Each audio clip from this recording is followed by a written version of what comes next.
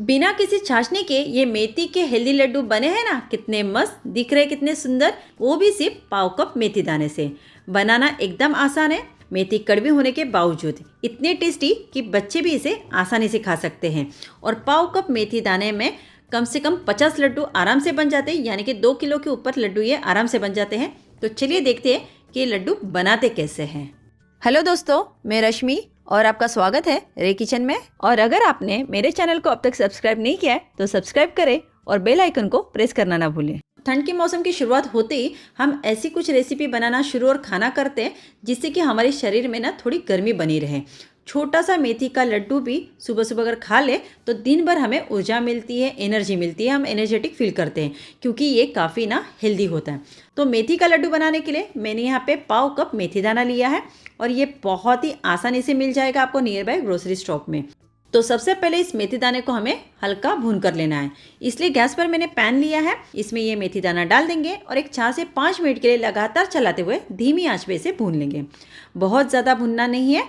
ये मेथी दाना दिखने में एकदम छोटे छोटे दाने हैं पर ये काफ़ी गुणों से भरपूर है। इसके रेगुलर सेवन करने से ना आपका जो कोलेस्ट्रॉल है वो कंट्रोल में रहता है। अगर आपको हाई ब्लड शुगर है तो उसे भी ये कम करता है। हमारे पाचन में भी सुधार करता है। अगर आप न्यू मॉमी हो यानी आपने अभी जस्ट डिलीवरी की है तो आपको आफ्टर डिलीवरी इसे ज़रूर खाना चाहिए क्योंकि ये कमर दर्द में भी काफ़ी आराम देता है। साथ में दूध उत्पादन में भी ये हेल्प करता है, सुधार करता है, जिससे दूध में थोड़ी सी वृद्धि हो जाती है। ऐसे कई सारे गुणों से ये भरपूर होता है। काफ़ी ज़्यादा गुण इसमें पाए जाते हैं बट ये कड़वी होने की वजह से ज़्यादातर लोग इसे खाना पसंद नहीं करते हैं। जो ज़्यादा हेल्दी होती है कहते हैं ना कि वही चीज़ थोड़ी खाने में कड़वी होती है। तो ये अच्छे से देखिए भून चुका है। तो अब क्या करेंगे, गैस को कर देंगे बंद और इसे हम मिक्सी के जार में निकाल लेंगे। अभी ये काफ़ी गर्म है तो जैसे ये ठंडा हो जाएगा हम इसे पीस कर इसका एक पाउडर बना लेंगे। तो ये लीजिए, ठंडा होने के बाद मैंने इसे बढ़िया तरीके से पीस लिया है और इस तरह का इसका टेक्सचर बन गया है। तो इसे मैं एक बाउल में निकाल लेती हूँ। तो एकदम बारीक पाउडर इसका नहीं करना है, बिल्कुल सूजी होती है ना, सूजी यानी रवा होता है ना, बिल्कुल उस तरह से हल्का दरदरा हमें इसे रखना है। अब यहाँ पे मैंने ना आधा कप पिघला हुआ घी लिया है। इस पूरे रेसिपी में हमें जो घी का इस्तेमाल करना है वो पिघले हुए घी का करना है। तो ये सारा घी इसमें डाल देंगे और बढ़िया तरीके से पाउडर को मिला देंगे। ध्यान रहे इसमें गुठलियाँ ना रहें। तो इसे बढ़िया तरीके से मिलाने के बाद हम इसे ना एक 4 दिन के लिए इसी तरह से मैरिनेट होने के लिए छोड़ देंगे। बस आपको करना ही है कि हर रात एक बार इसे मिलाना ज़रूर है। इस तरह जब मेथी को हम घी के साथ मैरिनेट करके रख देते हैं ना तो उससे क्या होता है, जितनी ज़्यादा आप दिनों के लिए मैरिनेट करोगे ना उतना ही मेथी का जो कड़वापन है वो कम होता जाएगा और लड्डू उतने ही खाने में टेस्टी बनेंगे। पर अगर आपके पास ज़्यादा टाइम नहीं है, समय नहीं है, आपको थोड़ी जल्दी है तो आप इसे कम से कम 2 दिन के लिए तो मैरिनेट होने के लिए ज़रूर छोड़ दें घी में। तो आपको करना ही है कि कम से कम 2 दिन और ज़्यादा से ज़्यादा 4 से 5 दिन के लिए इसे इसी तरह से मैरिनेट करने के लिए छोड़ देना है। तो अब इसे हम ढककर रख देते हैं मैरिनेट होने के लिए। ये हुई हमारी पहली स्टेप। अब यहाँ गैस पर मैंने मोटे तले वाली कढ़ाई ली है। इसमें हम 2 बड़े चम्मच खसखस यानी कि पॉपी सीड्स डालेंगे और धीमी आंच पे 2 मिनट के लिए बस इसे ड्राई रोस्ट करके लेना है।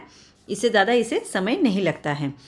खसखस में ना काफ़ी ज़्यादा फाइबर पाया जाता है जिसकी वजह से हमारे ये डाइजेशन को मजबूत करता है। इसमें कैल्शियम, मैग्नीशियम भी होता है जो कि हड्डियों के लिए काफ़ी फ़ायदेमंद है। इसमें जिंक है, एंटीऑक्सीडेंट पाया जाता है जो हमारे स्किन के लिए, हमारे इम्यूनिटी सिस्टम के लिए काफ़ी अच्छा होता है, एक उसे मजबूत करता है। तो जैसे ये भून जाएंगे इन्हें हम एक अलग से प्लेट में निकाल लेते हैं।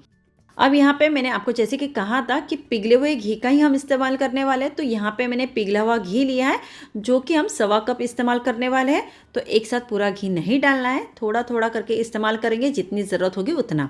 तो फिलहाल मैं यहाँ पे 2 बड़े चम्मच घी डाल रही हूँ। अब यहाँ पे मैंने ना 1.5 कप मैंने सूखा नारियल लिया है। इस तरह टुकड़ों में कट करके लिया है। अगर आप यहाँ पे डेसिकेटेड नारियल ले रहे हैं या फिर कद्दूकस करके नारियल ले रहे हैं तो बिना घी को आपको उसे रोस्ट करके लेना है। और अब क्या करेंगे, अच्छे से हम इसे घी के साथ भून लेंगे। जितना अच्छा नारियल आपका भुना रहेगा उतने ही लड्डू की शेल्फ लाइफ लंबी रहेगी। क्योंकि अगर इसे आपने कच्चा ही रखा तो होगा क्या ना, इसमें थोड़ी सी ना अजीब सी स्मेल आने लगती है जो कि अच्छा नहीं लगता है और लड्डू फिर खाने में भी अच्छा नहीं लगेगा और लड्डू जल्दी ख़राब भी हो जाएंगे। इसलिए इसे अच्छे से फ्राई करके लेना ज़रूरी है। तो अच्छा सा गोल्डन ब्राउन इसके ऊपर आ चुका है। तो अब इसे हम एक अलग से प्लेट में निकाल लेते हैं। सेम कढ़ाई में अब हम 1 बड़ा चम्मच घी और डालेंगे और अब यहाँ पे मैंने लिया है आधा कप बादाम। तो इन्हें भी हम घी में बढ़िया तरीके से फ्राई कर लेंगे कुरकुरा होने तक। जैसे ही इसके ऊपर का छिलका चटकने लग जाए समझ जाइएगा कि ये बढ़िया से फ्राई हो गया है। इसी के साथ मैं यहाँ पे आधा कप काजू और पाव कप पिस्ता भी डाल रही हूँ। अब यहाँ पे जो ड्राई फ्रूट्स है आप कम ज़्यादा कर सकते हैं और इसमें जो ड्राई फ्रूट्स आपको जो पसंद है वो भी आप यहाँ पे डाल सकते हैं। तो इन्हें भी बढ़िया तरीके से फ्राई कर लेंगे हल्का सुनहरा कलर आने तक। 1-2 मिनट लगते हैं और ये लीजिए ये भी बढ़िया से फ्राई हो चुके हैं। चलिए अब हम इन्हें एक अलग से प्लेट में निकाल लेते हैं।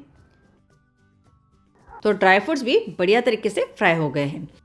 अब सेम कढ़ाई में 2 बड़े चम्मच घी और डालेंगे और यहाँ पे अब मैंने लिया है डिंग, जिसे गोंद भी कहते हैं, इसे एडिबल गम भी कहते हैं। छोटे छोटे क्रिस्टल होते हैं ना, बिल्कुल वैसा होता है, पर इसे एक साथ पूरा नहीं डालना है। आधा कप हमने यहाँ पे लिया है, तो इसमें से हम थोड़ा थोड़ा करके डालेंगे और धीमी आंच पे इसे बढ़िया तरीके से फ्राई कर लेंगे।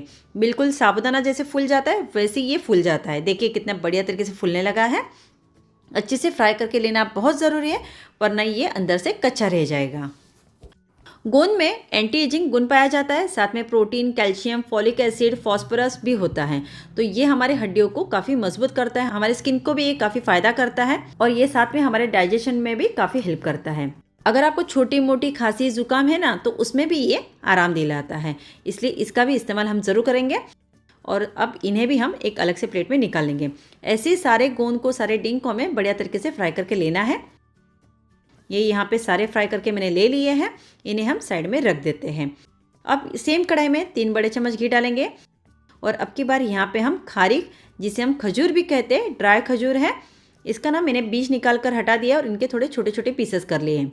आप चाहो तो मार्केट में इनका पाउडर भी मिलता है, वो भी आप ले सकते हैं। तो ये हमें 1.25 कप इतना लेना है। ध्यान रहे जब आप खारीक यानी जब हम खजूर को भूनते हैं ना, तब गैस की फ्लेम जो है एकदम धीमी होनी चाहिए, कढ़ाई ज़्यादा गर्म नहीं होनी चाहिए, वरना ये तुरंत ही जल जाएगा। बस 2 से 3 मिनट के लिए इसे इस तरह से लगातार चलाते हुए भूनेंगे। हल्का सा सुनहरा कलर इसके ऊपर आ जाएगा। बस अब इन्हें हम निकाल लेते हैं। अब इसी कढ़ाई में 2 बड़े चम्मच घी और डालेंगे और यहाँ पे मैंने लिया है 2 कप गेहूं का आटा। जी हाँ, ये वही आटा है जिससे हम घर पे रोटियां बनाते हैं। धीमी आंच पे इसे 2 मिनट के लिए भून लेंगे। अब यहाँ पे मैंने गेहूं का आटा लिया है, आप चाहो तो यहाँ पे हरे मूंग होते हैं ना, उसका भी आटा ले सकते हैं। हल्का भून गया है, तो अब क्या करेंगे, इसमें बचा हुआ जो सारा घी है वो अब इसमें डाल देते हैं। और यहाँ पे आप देख सकते हैं ये जो हमारी मैरिनेट की हुई मेथी है ये भी बढ़िया से सेट हो गई है। तो इसे ना मैंने हर रात एक बार मिक्स करके लिया था। 4 दिन के लिए मैंने इसे मैरिनेट करके लिया था और देखिए घी के साथ बढ़िया से ये सेट हो गई है। तो ये भी हम इसी आटे में डाल देंगे और आटे के साथ ही इसे भी मिलाते हुए बढ़िया तरीके से भून लेंगे। इससे क्या होगा, एक तो आटा भी अच्छी तरीके से भून जाएगा, साथ में मेथी दाना भी इसके साथ भून जाएगा और इसका कड़वापन भी जो है वो थोड़ा कम हो जाएगा। देखिए इसका कलर कैसे चेंज हो गया है, इसका मतलब है कि आटा अच्छे से भून चुका है। मैंने इसे इसी तरह से लगातार चलाते हुए एक 5 से 6 मिनट के लिए भून कर लिया है, जिससे कि आटे का जो कच्चापन है वो पूरी तरह से चला गया है और जो हमने आटा और मेथी डाला था वो भी बढ़िया तरीके से भून गया है। इसका कलर भी हल्का चेंज हो गया है। तो गैस की फ्लेम को कर देंगे बंद, क्योंकि इससे ज़्यादा इसे नहीं पकाना है। सारी चीज़ें भून चुके, अब बड़ी सी परत में इसे निकाल लेते हैं। तो ये हमारा जो दूसरा स्टेप है वो भी हो चुका है भुनने वाला। अब ये सारे इंग्रेडिएंट जो है ना काफ़ी गर्म है, तो सबसे पहले इन्हें अच्छे से ठंडा होने देंगे बढ़िया तरीके से। जब ये नॉर्मल ठंडे हो जाएंगे उसके बाद हम करेंगे तीसरा स्टेप। अब तीसरा स्टेप इन्हें पीसने का, तो इसके लिए मैंने यहाँ पे ग्राइंडिंग जार लिया है। सबसे पहले इसमें हम खसखस डालेंगे और इसी के साथ में ये जो डिंक है ना, यानी कि जो गोंद है, ये भी डाल रहे। ये देखिए कितने क्रंची बने हैं ना। अब इन्हें हम मोटा मोटा पीस लेंगे। ये देखिए कितना मोटा मोटा दरदरा सा इसे मैंने पीस कर रेडी कर लिया है। इसे भी इस परत में निकाल लेते हैं। अब ये भुने हुए नारियल है, इसे भी इसमें डाल देंगे और ध्यान रहे सभी को हमें मोटा मोटा ही पीसना है, यानी दरदरा ही रखना है। ये लो जी, ये भी तैयार है पीस कर, ये भी परत में निकाल लेते हैं। खजूर है जिसे हम खारीक कहते हैं, ये डाल देंगे और इसे भी पीस लेते हैं। इसका अगर आपने पाउडर लिया है तो आपको इसे पीसने की कोई ज़रूरत नहीं, आप डायरेक्ट इसका इस्तेमाल कर सकते हैं। तो ये लीजिए बढ़िया से इसका भी चूरा बनकर तैयार है, ये भी इस परत में डाल देते हैं। अब जो ड्राई फ्रूट्स है ये भी ठंडे हो चुके हैं, तो इन्हें भी हम मोटा मोटा पीस लेंगे। ये लो जी, पीसने वाला सारा काम हमारा बिल्कुल हो गया है। सारी चीज़ों को हमने बढ़िया तरीके से दरदरा मोटा मोटा पीस कर तैयार कर लिया है। अब फ्लेवर के लिए इसमें हम डालेंगे 1 बड़ा चम्मच सूंड, यानी कि ड्राई जिंजर का पाउडर। साथ ही में 1 छोटा चम्मच इलायची का पाउडर भी डालेंगे। इससे क्या होगा, बढ़िया सी खुशबू भी आएगी और काफ़ी अच्छा फ्लेवर भी आएगा। अब इसे मीठा बनाने के लिए मैंने यहाँ पे ना 3.5 कप यानी 3.5 कप मैंने यहाँ पे गुड़ का पाउडर लिया है। आप नॉर्मल गुड़ को भी कद्दूकस करके कट करके भी ले सकते हैं। देखिए हम यहाँ पे कोई चाशनी नहीं बनाने वाले हैं, इसलिए इसे बनाना बहुत ही आसान है और ये बनता भी जल्दी है। सूंठ आप यहाँ पे ज़रूर डालें, भले आप एक बार इलायची का पाउडर ना डालें। अच्छे से हाथों से इसे मिला देना है। जो हमने आटा, मेथी दाना और बाकी के जो इंग्रेडिएंट लिए हैं वो सारे आपस में अच्छे से घुल जाने चाहिए, मिल जाने चाहिए। अब यहाँ ना अगर आपको मेथी का लड्डू ज़्यादा कड़वा पसंद है तो आप यहाँ पे गुड़ की क्वांटिटी थोड़ी कम भी कर सकते हैं, और आपको ज़्यादा कड़वा पसंद नहीं है तो आप गुड़ की क्वांटिटी बढ़ा भी सकते हैं।